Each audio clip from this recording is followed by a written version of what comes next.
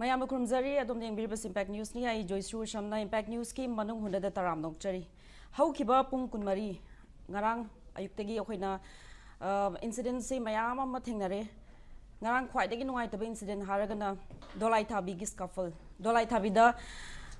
IDP mayam Imphal East ki IDP mayam hozik dolai thabi iko amasung sadhu yengkuman gi internally displaced persons moi mayam na Manipur da hozik yamna charangna ba mayam marks reisa sangai festival tawbasi akhoi yaning de akhoi gi resettlement gi khongthang paikhat padi mamita da bida state asida harau kumai festival pangthok pase nungai te haiduna akhoi yumda hanjanjarage haina moi protest rally chatpa matam da security force ka yamna mukna ba thoki mukna ba dudai da khwaidagi nungai tabadi IDP women nupi sokpa nangkiba aduga student mahiroi ani aswapan nangki madugi manungda mahiroi amadi makokda fawba head injury funky aduna ngasi maksu government higher secondary school gi satra mayamna hozik governor da memorandum ama pisan kre moigi pen da kholau du mayam laukre aduna tear gas shelling tawboduda sokibagi nuaitaba ama leingai maraksida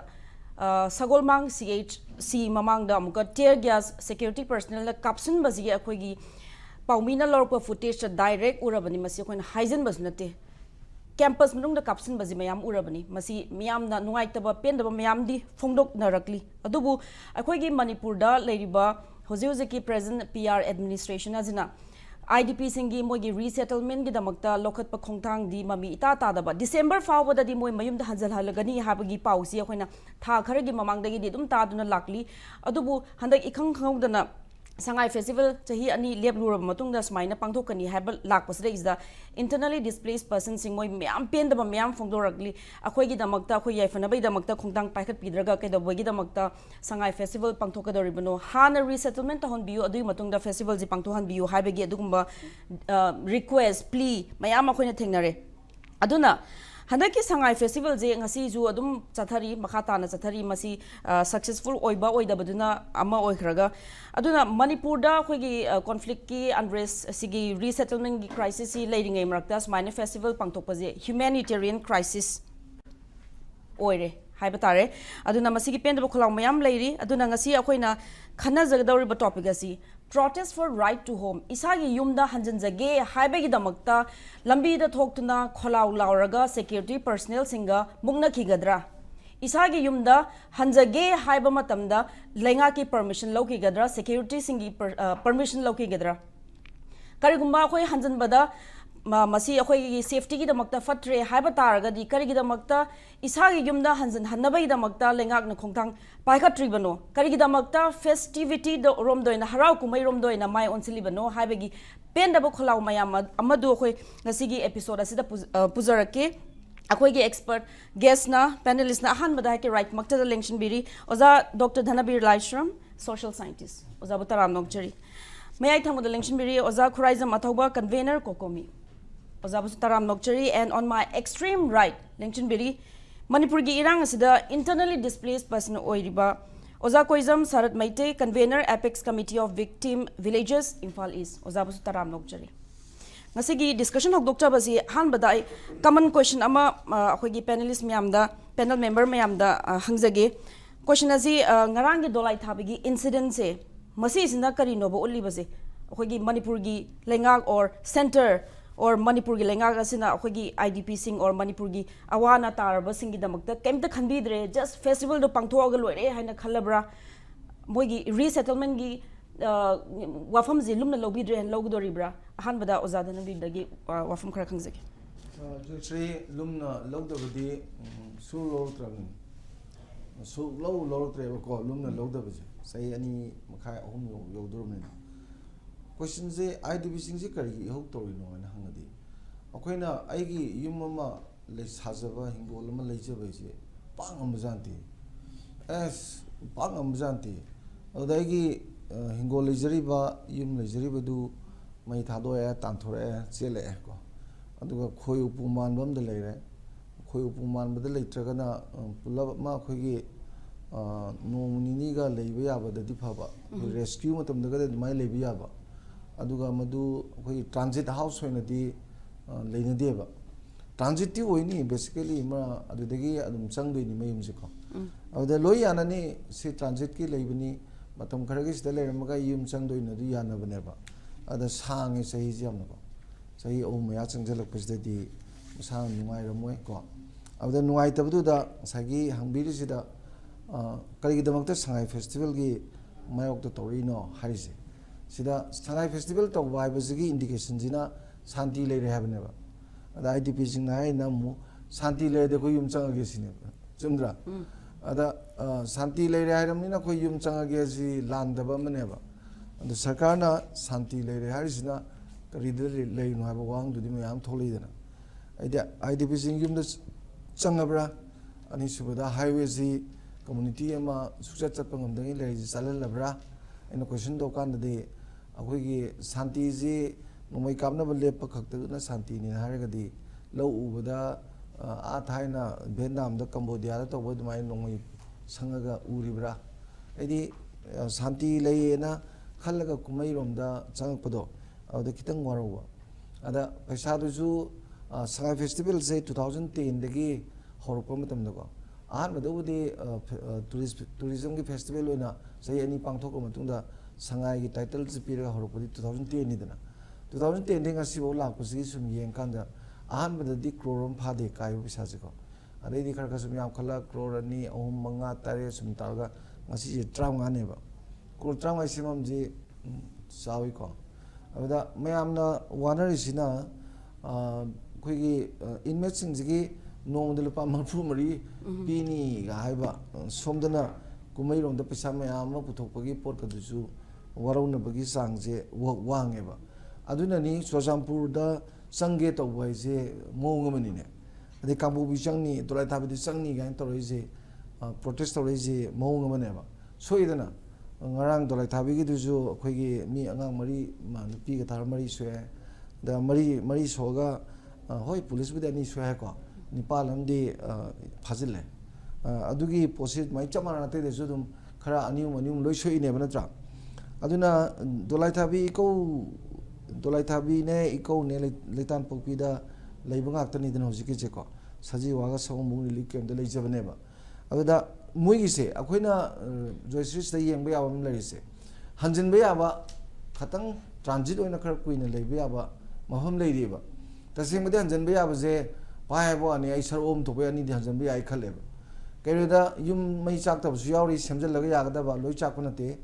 adagi di heta Churachandpur ga more ke smaini yam lu bo jaga na tab jing almost le hanjalan jai ba nan hanjalan jai ba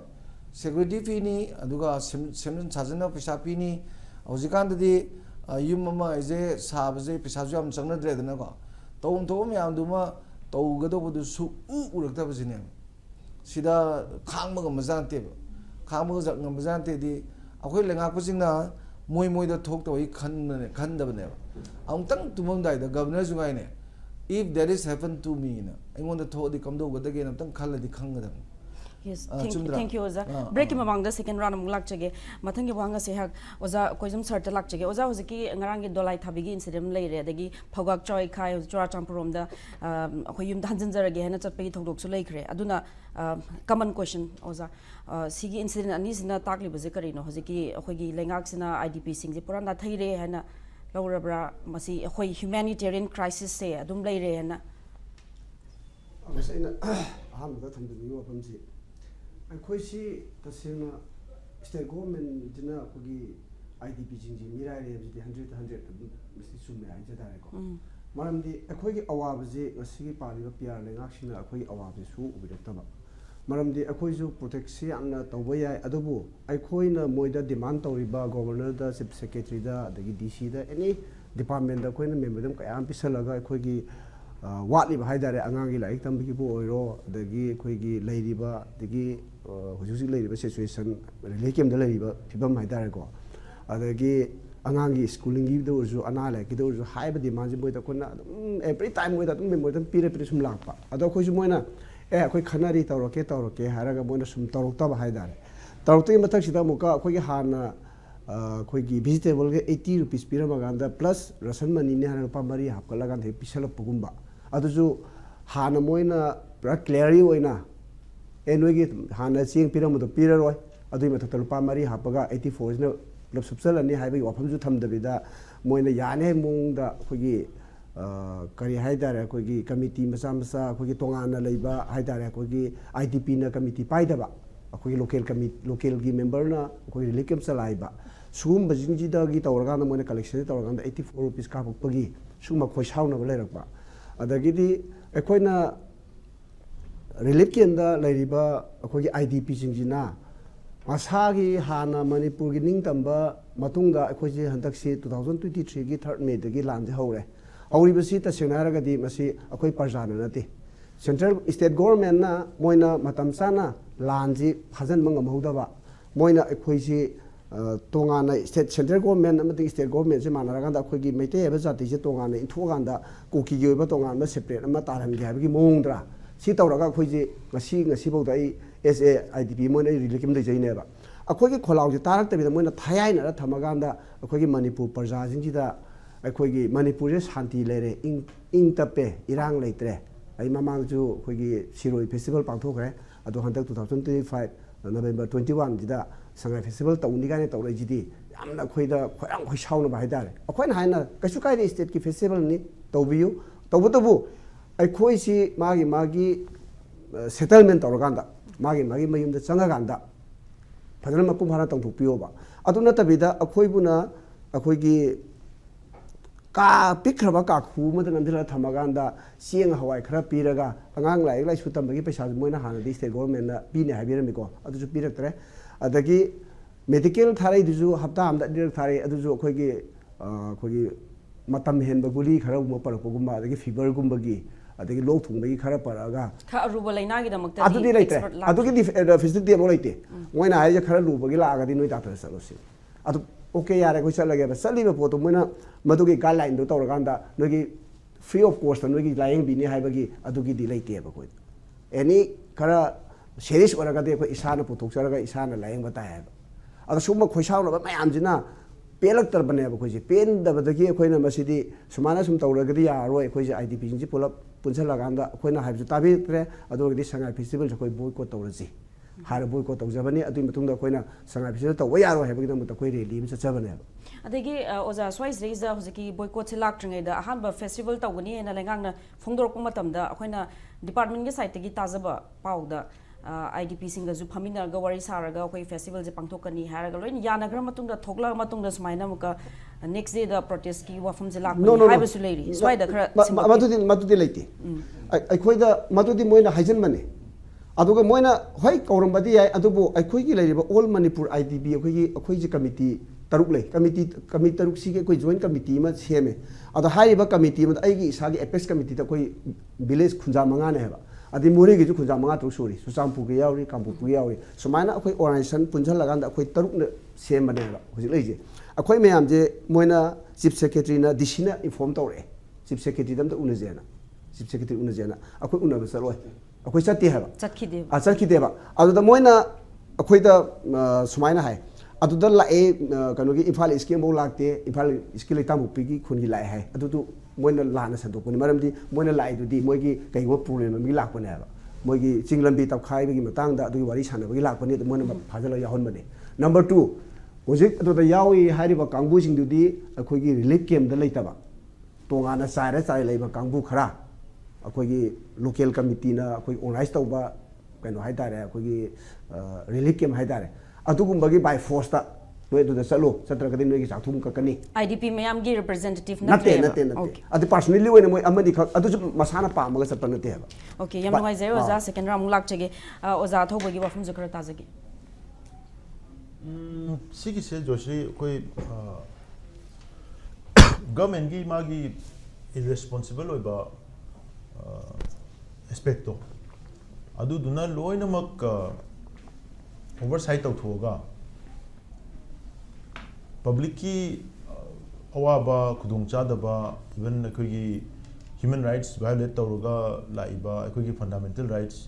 चाही अनि मखाई हेना suspend तौरगा लाइबा then IDP सिंगी मिगी यामना urgent ओइबा अखोई ह्यूमैनिटेरियन क्राइसिस अमा चाही अनि मखाई हेना खांगगा लाइबा सिगी मयाम सी the priority पीददना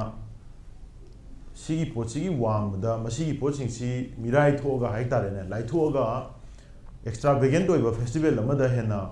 interest piraga madeda in terms of crore kaya na khujing oiraga 15-16 crore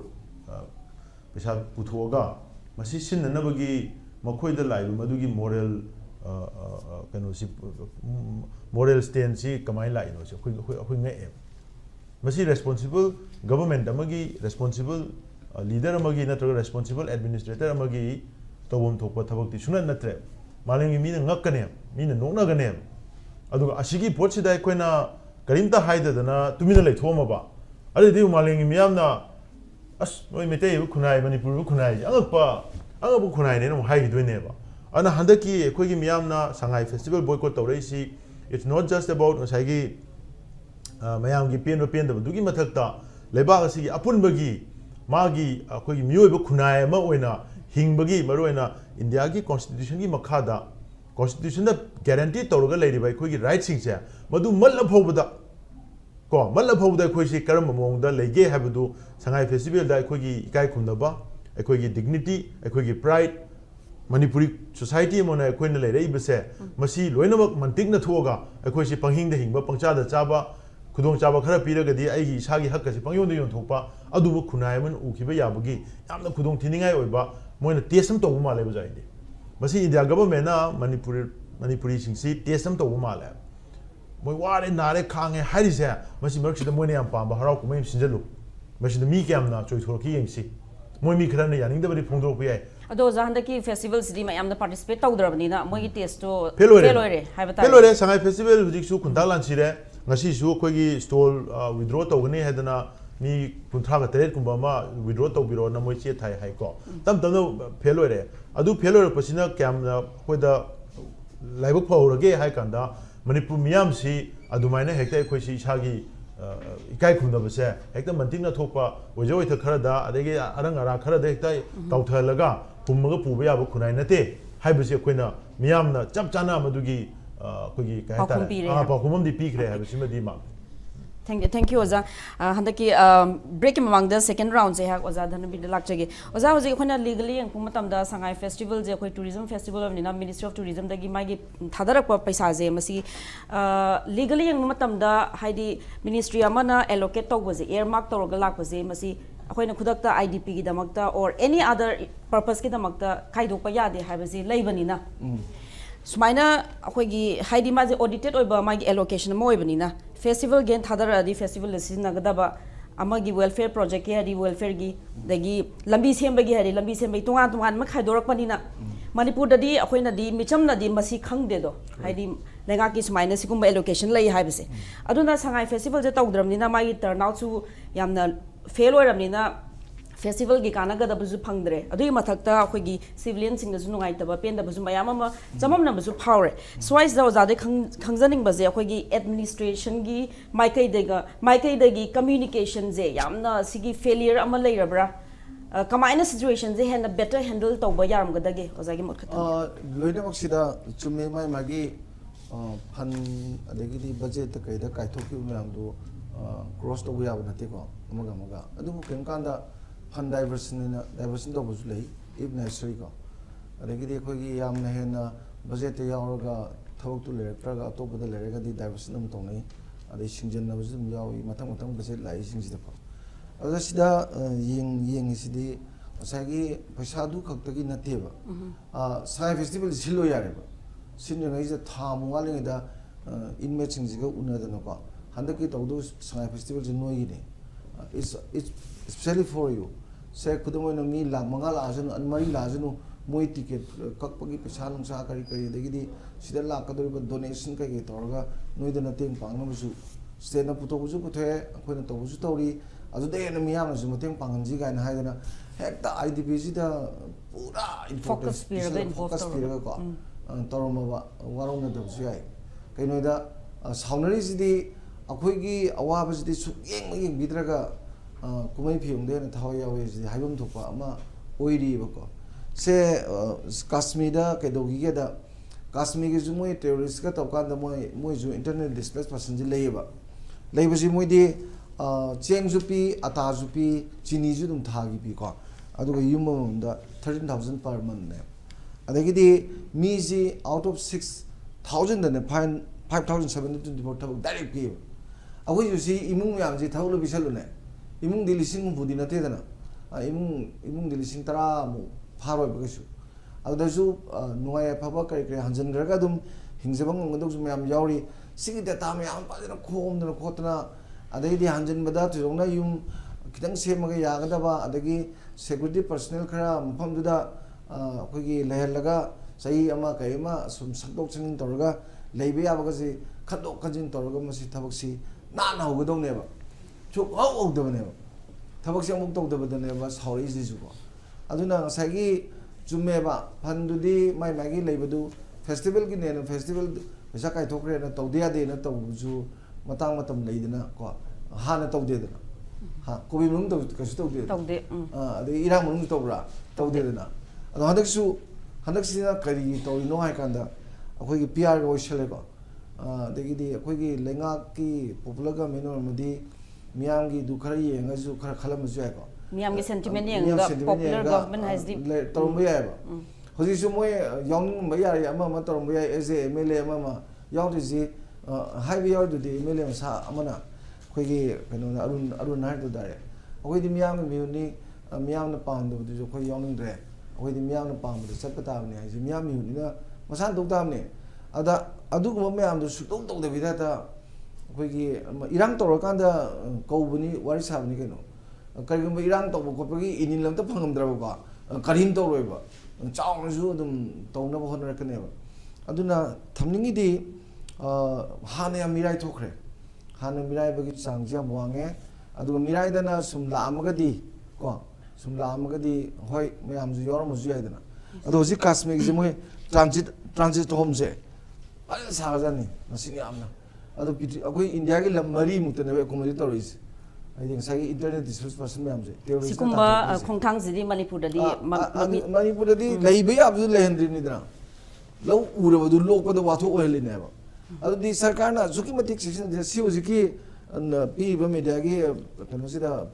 footage da puri gufuji ngona puri ba khubu me amrakta aduga student ama joeba mairoi phu yeng bangam de haba kina phu ba aduga security personnel singju akhoi Manipur gi akhoi masen ngak tane mani ado order pi raga tawrini budi tawbo rengani ko ado su sagi convince on riana edi arubom pham jingdi hekta sangma yabudante miam su khangi pone thank you oza amko laksage mathang oza sir ta laksage oza hojik lengak da di December tha da di resettle da holagani especially Imphal East district ki IDP sing di resettle da uni ha dum haidan lakune atopa more adege chwar champur gi di matam khara changba yain swai sida oza de khangjan mije moina hai bodo madu okay handaki irang si sina ta bida thoktringai da lokot pa khongthang dudi peningai oi gi bra kamai to department na haibisi DC na jo haire SDO na jo haire chief secretary jo haire haibu gi haire ko ye chin je lei ji ngang da tingang pandam ni na bu ko haibe abde haire moi na haije tha taruk tare sure December bo gi munung da phase ahum thona tawra sangan gani but ikau sadu yenguman adagi more cho champu jina second step ta sina tamna step by step tawra sangan gani aduna taba khoi changba ya periphery de le ga ju khoi gi Meitei ka nakna ba kuki gi yam nakna dama हाइरिबा जगह जी अखोई Imphal east Dolai थाबी number 1 मसी मोगी हान बगी yum साना बगी दमकता first phase की 50% पैसा ज का पा होरे अदो हाइरि छि पैसा का बिजे था तरुक तरे सुरे है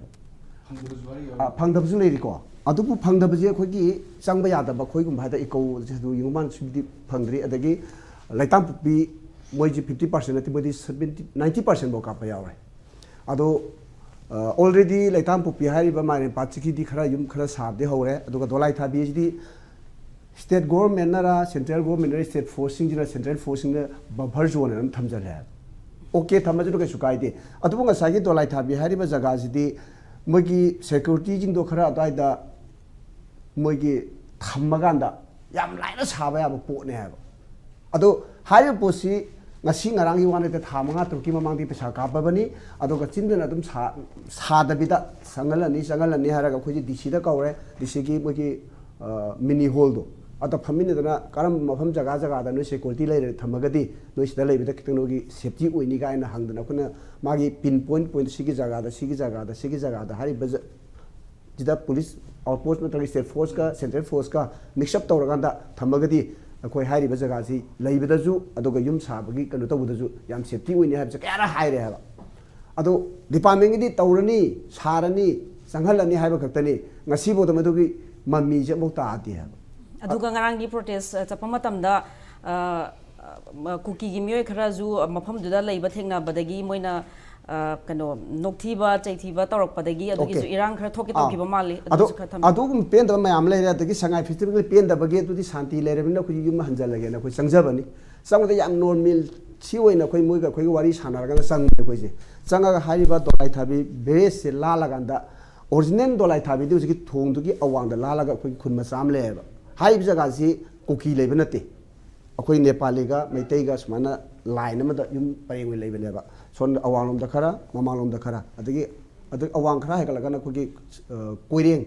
akhoi utong lo koireng le ko koireng du hela ga na kuki le ja ba ne ba ado akhoi na sangwa da kuki ma sa moi manga tu thola ga da akhoi da akhoi meitei da hai da re ko meitei da idp na ta ba Meitei da yam usit thai oida ba mogi bebar am le ba khut khala ga kausala pugumba adagi ikai war ga mathun le phakchala bugumba si tawrok pane ba tawbuji da akoina haina ladiba state force central force haina phare moina sitagi thuoi phare akhoi thuoge tabudu moi hana tan thupio haibane moi mafam su nata ba adu leiraga moina akhoi da karim kathai taw budu akhoi ji pe laktre ba maram di sahi ahum phajal torabane akhoi yum jangal tuiji adubu ai khundu uganda di ai emotional oire ha ba ai changning e haba yes atu di changning ba du sanghanda bi da akhoi ji noi back up toro aduga cooking e du moina nga aga thamagi akhoi na moi tan tho noi ga khoi haina ba da khoi thuksa ge haibane adu da akhoi na yam nungai da ba mana ese meitei moina dsp me yaure mamung di khangdre ko adu mana asagi ese meitei moina meitei gi ahlama mayam su yauri adagi ni pinga mayam su yauri matuda yam phajana wari batai do sarga negotiate ama tawraganda akhoi ji yamna peace and full da akhoi gi program do loisan ba yabado mana meitei moiraga ahlama da ngang ba wangang sangang do kitang ta ba da nungai ta ba haidare adu nungai ta ba da gi leiriba akhoi gi chaliba akhoi gi public mayam na ju nangi wa do khar kan mali nang la le na sing to haibane khutak tu da du khutak da sing to haibane ba adamana sp masana ju phare ma hairage na hairabane ba adamana ai thabak to to kali ai posting to pa chalu sakane muk le bhai dar adai man order je tawra ga tiar ga sekte kap pa ne ba ngarang gi incident ji yam thina thamoi sok pa nuai ta ba isamung ro ju masi ngarang gi pau je sema pa jo pa jai ne adu khoi gi impact tv gi facebook page ju share tawe adu da isa da ju troll taw mayam ma yaw re ba adai yam nuai da bam na ko atu tawre akoi kai ga sele atu ga angang ka shuri ta ba sahi 30 tuk ngai ri ba angang satra ni ko masi si higher secondary school ta mane adu moina mayam ubiramani ngarang video footage ta juko makut chalaba mi amabu moina magi individual yekna bagi type ta hekta atamna na phubu di kitang ai manipur parja moina kitang nuai te ba yeng bada yam nuai te aduga madu di ta sengna haraga da mana hana simna raga lei bagi mong da tamthina tawu di kitang pe de aduga loina na akoina asok padu bu moina pubir ko mohta nupi nga ngai du pura ga nupi nga ngai du phajal hore moini pa na mana aduga ani duna moina ba loksan gare aduga kanogi terapur dagi okto magic driver anga amna thorla ga magi mobile ne gari sone ngum bi hore moina sui ba mi du moina hospital ta na pupira katra hara ga pura iba mi du bo ta moina treatment tor ga mobile mulhoba sobun ba bi yamna lebak masa ta da bra na khanje ba aduga hojikti electronic khogi medium se yamna advance oirabanina akoigi reporter musuk ma site to the chale duga mana phajana capture ta howe ba hojiki security force na phugi ba khotki ba myam aduna akoi masi chin hai pang ai haijin banate masi aseng ba report ne ha dugi evidence dum leire thank you so much oja mathang nam lak chage akoi first round ge loslak pa je hak oja Athouba lak chage oja hoji COCOMI right from the beginning akoigi Manipur gi crisis ki matang da thoga wangang bi bangam ba miam da face to was the COCOMI je it has always taken the forefront that laktun leire duga hadak su idp singi smaina moigi pen da basi gi da makta na chongthok tuna tholak tuna smaina protest yaw je oja su yaw je khoi dum pawda dum ui aduga police na security na tanarak pa jo khoi na dum ugi ado oja de khangjaning baje hojik karma makhangi policy ama haidi immediate policy ama di dakar ta bagi hosiki hoi festival judum chathabugum di tawri du IDP singi penda busum leiri protest adum akhoi irang je chum thokpa ya bai mong da sum nungai ta ba charang nam lei buje basi phadana bai namak immediate policy kari dakar ta bagi oza chap chana magic formula kana bu thongam ju ja ko ji phobda dum masi tawdabu koina ngai si handaki sangai festival gi sisu koi aingi sa hajaba dumaina masi su litmus test mani ado hariba test da ko miam punna manipur miam na chamana na lemin na hibduna chawkraba festival ama adu su sagi kai haitare ko gi naha miam adagi halama miam man saruk yaning ba yamna khorang na ba dum ba kumai makhalama ngasi fail oi rei si miam gi sagi magi righteous oi ba wakhalon miam du punna koi khangmin na ko dene adugi sigi united oi ba koi voice ama koi puthorei se sigi voice si sangai festival khaktagi puthokpa nataba aduna ne koi marak tangrang nan koi na su press note ama koi myam da appeal tawjari do sida koi na mai paklai si basi COCOMI na haising bai wari na til manipur myam na chaman lemin na rakhibu do adugi united stand du ne myam na IDP jinau singda solidarity extend torpa IDP gi damukta myam chungthok pirakpa adu koi sagi su IDP di mu lai dana koi sa si su koi fundamental rights violate tawraga chahi ani makai se koi 2 million population nama koi hold to le ramne then manipur gi apunba kukirom side ki thado gi dagi paiti gi mijo gi leiriba mayam gi moi gi civilian sing gi su fundamental rights mayam violate tawraga state gi apunba majority of the population gi by magi rights si mat laga chahi ani makai hena india government na suspend tawraga thamak pase masigi mayokta koi punna single voice da single gi agenda da hobuse masi tangai phade masi hobungam da sigi khudong cha da je khoi du yam the hogi ba matam sida khoi yam thengna re ona tenana onkhal laga khoi do ena predict toksalak pa hita re unfounded allegation toksalak pa adagi khoi je discredit tongna na hona pa khoi defame tongna hona pa adu ba social media gi web si kan banina adu chapchana adu establish tonga maga khoi da fix to biro harga de du su kashu mi do ekta mang ki ba leidana sigi poche handak sangai gi sida ja khoi lesson am phari ba lesson se it should carry forward kone haijai se sangai festival ji tang kunthra loi ni na da tang kunthra loi raga di tang kunthrai matung sida da state na su matam thabada last phase of saigi IDP resettlement other than interior Churachandpur More and other parts ko sidi December de lotion gene haibane ba sigi December de lotion na bagi makoi gi preparedness se masi khoi demand to budong na and as long as IDP singsina magi mayumda tangdu laitana with sense of security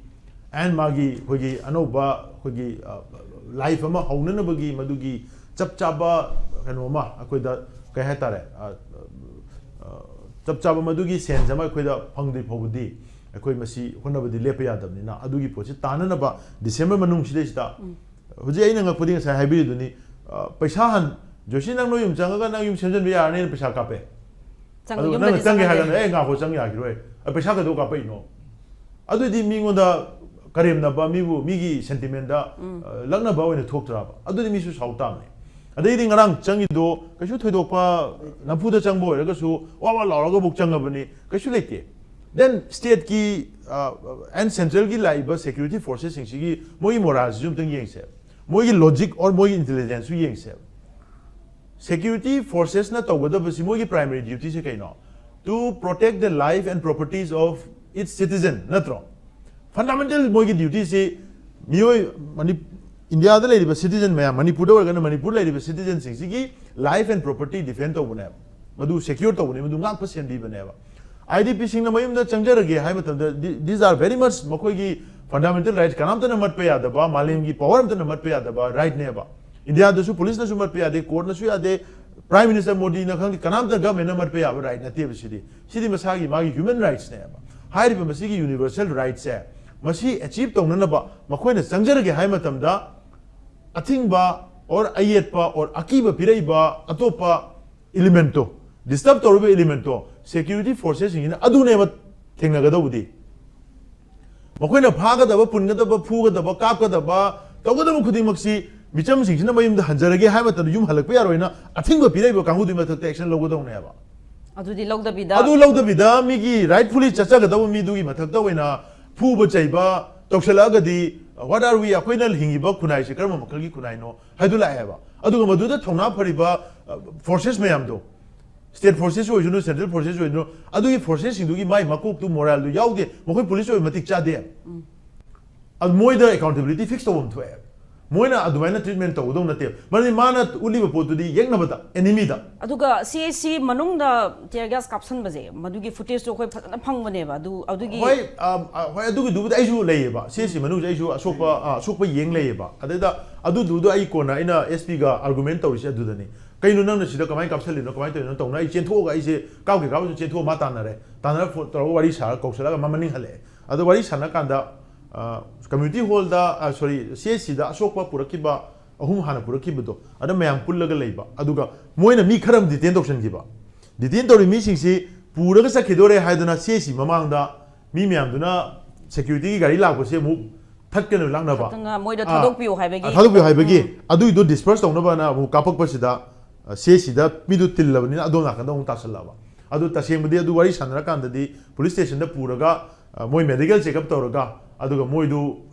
kai hatare moida khoi gi shuma pochi thokta na understanding ama IDP chinau sing su phamin na moisu tanjam longning bagi adugi photo oilem na khoi ga khoi yaro changa phamin na ga without any khoi kano leitana thado min na aduga understanding du su hapet IDP chinau sing ga police kai khoi ga dang su khana moisu khara amadi muksu hekta enemy wena phuba cheiba kangu du na tana mo officer level ngang na ra kan na akhoi masen onjan na ga sum khana le re tawda pot tawde adu de aisu kari no tawri se kamai to no hangna ra kan da di aina mu district administration da hang kan da di ja khai ngai si police housing da already jigi yum myam si sana na bagi sanction tawre mo hai adu police housing no sa je horum dam ne ja yingbiyo so coordination ji yam wa coordination wat pa adagi matam du da aina khoi ne yong matam du irang kalli ko ado district administration ni ta ai to unage thi phang de phone tawraga Imphal ki bogi SGO dagi tawraga DC do communicate tawre adu tawka moina adu mahara khoi gi di already welo tawdo sanction tawna na sana na bagi do decision law na lei khrabani but my implementing agency do na mu police housing no mu oire housing na mu makha ta thau tom da bagi thingdar pa pon mu oire khole na mu haire adu na masi confuse alak pa pot se ultimately masi khoi na agency sing da onjan da na hoi aya matam do di immediate contact si police ka hekta thokoni na police ka da sum tawna le re ko but government gi level da hoji akoi push tawdi yar roi ado hairi basi pochi push tawba hai matam da mayam na tawbi gadab se we all must come in together si matam sida akoi na tawgudo pochi strategically akoi su miyam ga punna agitation si strategically tominabam change bo ko natana